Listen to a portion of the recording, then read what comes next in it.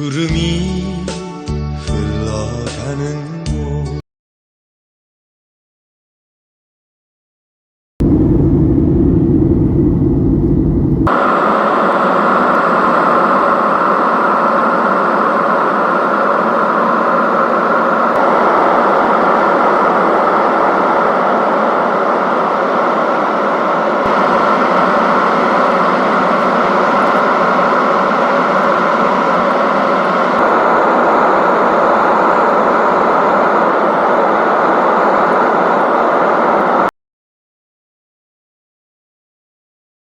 (33년) 은퇴 후 영혼이 자유로운 캠핑카족이 되기로 했습니다. 25년 된 아스트라벤을 사서 캠핑카로 개조했습니다. 은퇴 후 집에서 빈둥대면서 가족들의 눈총을 받으면서 지내기보다는 캠핑카를 몰고 제주도에서 여기저기 다니면서 자유롭게 여행하고 싶었습니다. 막장에 몰린 절박한 심정으로 출발했습니다. 처음 도착해서 제주도에서 캠핑카 생활 3개월은 정말 눈물겨운 노숙자 생활이었습니다. 그러나 버텨야 했습니다. 그것도 한계가 있었습니다. 3개월이 지나 날씨가 뜨거워지면서 이건 자유고 모공간에 사람이 할 짓이 아니었습니다. 6월 초인데도 차 안은 40도를 넘었습니다. 달궈진 차는 밤에도 잠을 잘 수가 없었습니다. 더워서. 문을 열면 모기 때문에 잘 수가 없습니다. 또 제주도 도착 3개월 만에 큰 기로에 몰렸습니다. 그래도 다시 돌아가는 것보다는 원룸을 얻어서 살아보기로 했습니다. 그러나 원룸 생활도 1개월씩 5개월을 겪었더니 또 다른 지옥이었습니다. 상식 밖의 언행을 일삼는 집주인 때문에 엄청 상처를 받았습니다. 그리고 360도 제주도를 다 돌았더니 원룸 생활도 의미가 없어졌습니다. 그럼에도 불구하고 이 험난한 과정을 꿋꿋하게 버텨낸 것은 저보다 더 험난한 기관과 환경을 버텨내신 추사 김정희 선생님의 유배 생활을 떠올리면서 버텨냈습니다. 그래서 다시 작전을 바꿔서 제주시에 투룸을 얻어서 1년 동안 살아보기로 했습니다. 제주공항에서 승용차로 8분 거리에 있는 노형동에 투룸을 얻었습니다. 투룸을 얻어서 입주했을 때는 정말 천하를 얻은 것 같이 행복했습니다. 아들과 아들 친구들이 처음으로 제주도를 찾아와서 3박 4일 같이 지내기도 했습니다. 그리고 제주도에 와서 1년 만에 처음으로 다시 수영을 시작했습니다. 그러나 여기에도 복병이 있었습니다. 제주도 1년살이의 복병, 난방비 폭탄을 맞은 것입니다. 제주도는 대규모 아파트 단지가 아니면 대부분 LPG 가스로 난방을 합니다. 멋모르고 처음 한 달간 따뜻하게 지냈다가 난방비 폭탄을 맞았습니다. 그리고 또 다른 장애물, 캠핑카가 문제였습니다. 25년이 넘어 오래된 차도 문제지만 전 주인이 전기배선을 함부로 건드려서 문제였습니다. 확인하려고 그러면 솔직히 수요일까지 시간이 너무 촉박하시고요. 왜냐면 개조된 배선 때문에 뭐 배선이 바뀌어버렸다든가 그런 상황이 있을 수도 있는데 사장님 차만 저희가 붙잡고 며칠씩 할 수가 없어요. 그러려면 저희가 그만큼만. 또 차량 정기 검사에서 불합격 통보를 받았습니다. 결국 캠핑카 여행은 끝났습니다. 로망은 로망일 뿐이었습니다. 2천만 원을 들여서 리모델링한 캠핑카를 제주도에서 3년만 타고 폐차시켰습니다. 제 손으로 폐차장에 가서 폐차시켰습니다. 폐차 인수 증명서를 받았을 땐 마치 지인의 장례식에 온 것 같이 마음이 착잡했습니다. 제주도에서는 차 없이 지내기 어렵기 때문에 다시 중고차 시장에서 중고차를 샀습니다. 이 차를 다시 제주도로 가져가야만 합니다. 부산에서 배 출발하는 월요일이야. 삼천포항까지 가서 차를 선적하기로 했습니다. 가는 거요?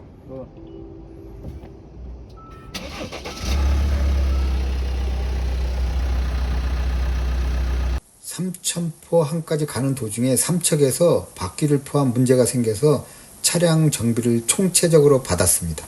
400여 킬로미터를 달려서 삼천포항에서 차량을 선적시켰습니다. 삼천포항까지는 지긋지긋하게 멀었습니다. 폐차시킨 캠핑카는 휘발유 차였는데 새로 산 중고차는 경유차입니다. 은퇴하고 나니까 은퇴자에겐 개인 주거 공간이 무척 중요합니다. 공간이 중요합니다. 캠핑카 생활, 원룸 생활, 1년살이 합쳐 2년간 개고생한 끝에 비로소 안식처를 찾았습니다. 서귀포 신도시 범섬이 내려다보이는 서호중앙로, 이쪽에 한 달 살이 하면서 눈여겨보아 두었던 곳입니다. 뒤쪽으로는 한라산이 보입니다. 여기서 수영도 하고 헬스도 하고 책도 읽으면서 2년째 만족한 생활을 하고 있습니다. 삶의 질을 높이려면 주변 공간이 정말로 중요합니다. 숙소 주변에 있는 다양한 맛집도 상당히 중요합니다. 매번은 아니지만 많은 끼니를 사 먹어야 하기 때문입니다. 그리고 은퇴 후 건강관리도 중요합니다. 제가 이 부근에 숙소를 정한 가장 큰 이유는 바로 이 50m 수영장입니다. 천천히 걸어서 5분도 안 걸리는 곳에 이 50m 수영장이 있습니다. 그리고 일주일에 3번 수영을 하지 않는 날에는 헬스장에 가서 스트레칭을 합니다. 여기 이용료는 그린카드 사용해서 하루 500원입니다. 샤워 물값도 안 됩니다. 저는 여기서 운동기구는 사용을 안 하고 스트레칭만 합니다. 1시간 동안. 여기는 숙소에서 천천히 걸어서 3분 정도의 거리입니다. 바로 이 매트리스가 제가 사용하고 있는 매트리스입니다. 총 18가지 동작을 각 60회씩 힘차게 합니다. 이 기본 동작만 해도 겨울에도 땀으로 흠뻑 젖습니다. 공부도 게을리하면 안 됩니다. 나이가 들수록 책은 더 많이 읽어야 합니다. 16년 전에 한번 읽은 책을 다시 정독하고 있습니다. 당시엔 주로 출퇴근 시간 전철 안에서 이 책을 읽었습니다. 어렵고 이해가 안 되는 부분이 있어도 꾸역꾸역 끝까지 읽었습니다. 지금 다시 읽으니 엄청 이해가 쉽습니다.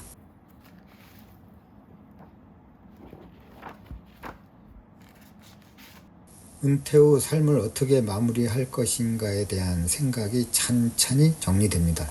여러 가지 책을 읽으면서 나는 무엇인가 라는 질문에 대한 답을 계속 찾고 있습니다. 그리고 어디로 갈 것인가에 대한 나름 해답도 찾고 있습니다.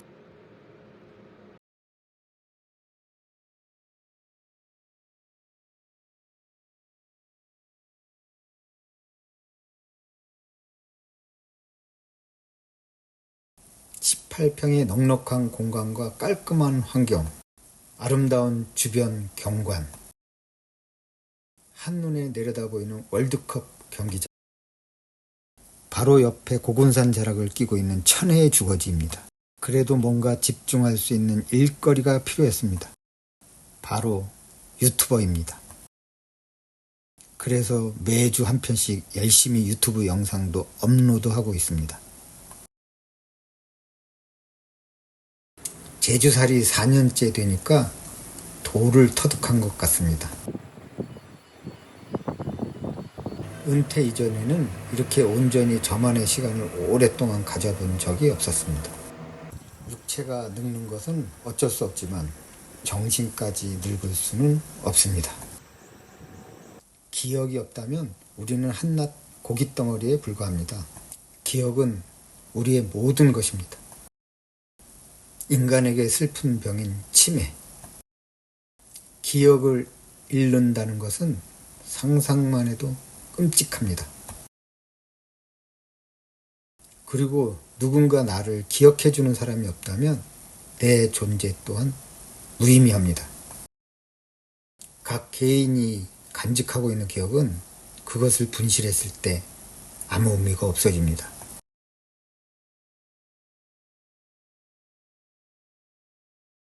마을을 벗어나면 족보 또한 아무 의미가 없습니다.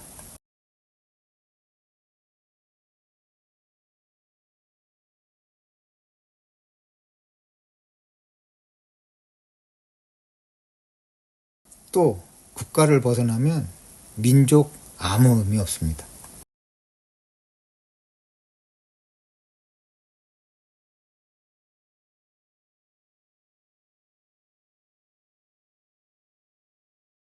우리는 그냥 지구인입니다. 그리고 지구를 벗어나면 역사 자체가 아무 의미가 없습니다. 500여 년의 조선왕조실록, 그리고 마야 문명, 그리고 잉카 문명, 그리고 신비스러운 아틀란티스, 또 미스테리한 나스카와 후마니 평원의 선과 라인들, 우주에서 지구를 보면 역사란 아무 의미가 없습니다. 우아하고 경이로운 지구, 우주로 가면 시간 자체가 무의미해집니다.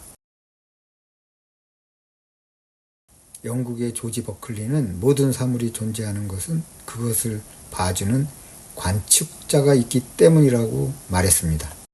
우주에선 이념도 박물관도 다 필요 없습니다. 기후위기도 지구를 떠나면 무의미해집니다. 기후 및 환경, 지구를 벗어나면 아무 의미가 없습니다. 진보냐 보수냐 아무 의미 없습니다. 좌파냐 우파냐 아무 의미 없습니다.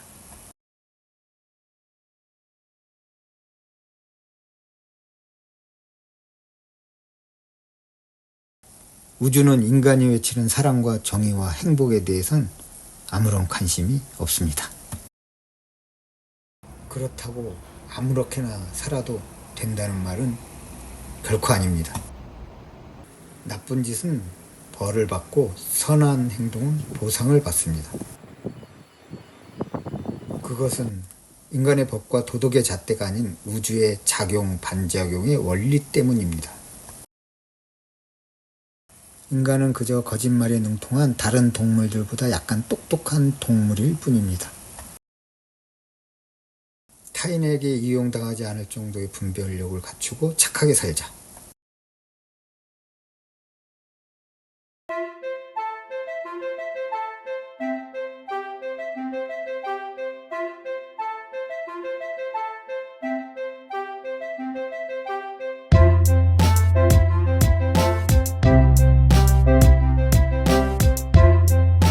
지금으로부터 100년 뒤 우리의 친척, 친구들 모두 땅에 묻힐 겁니다.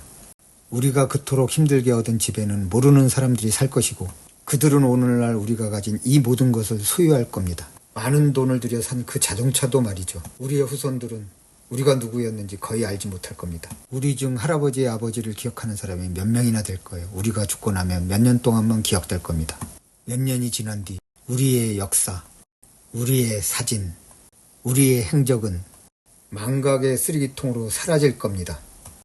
우리는 기억조차 되지 않을 겁니다.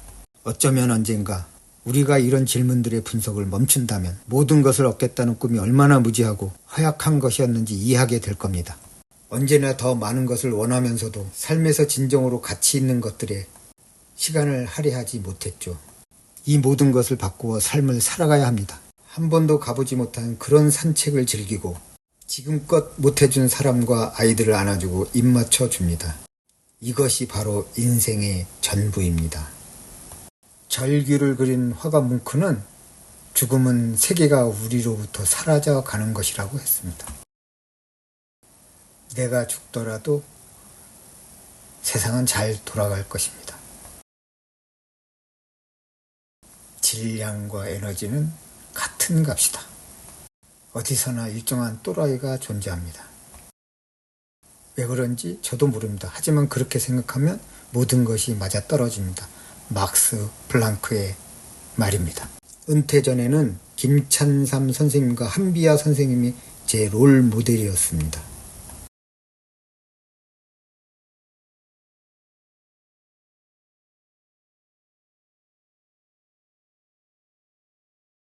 은퇴 후에는 같은 방랑 유튜버인 크리스 땀님이 자극제가 되었습니다. 그녀의 넘치는 에너지와 방랑기는 저희 10배가 넘는 것 같았습니다.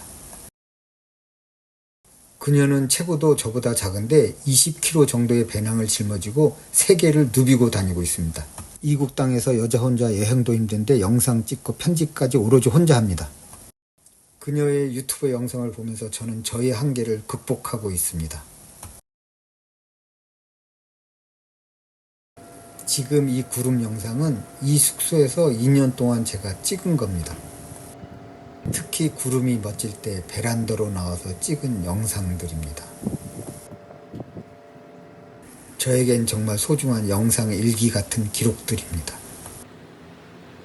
그리고 이 영상은 여러 번 올랐던 군산 오름 정상에서 찍은 영상입니다. 제주도 오름 중에서 이렇게 선자리에서 300m 영상을 찍을 수 있는 오름은 1%도 안 될 겁니다. 나 이제 어디로 가나. 언젠가는 떠나야 할 제주도.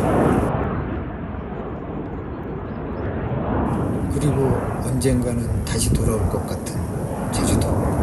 지금까지 본 영상을 끝까지 시청해 주셔서 감사합니다.